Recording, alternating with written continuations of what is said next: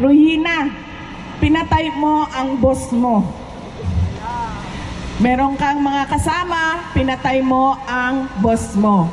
Pero Ruhina, hindi ka namin iimbestigahan sa pagpatay mo sa boss mo kung magsasabi ka laban kay dating Pangulong Rodrigo Duterte.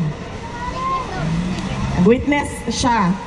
Napanood nating lahat yon. Napanood yon ni dating Pangulong Duterte.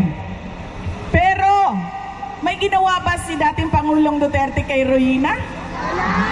May ginawa ba tayo kay Ruhina maliban sa sinasabi natin online, sa social media natin? Wala. So, ibig sabihin, ibigay na nila yung interim release.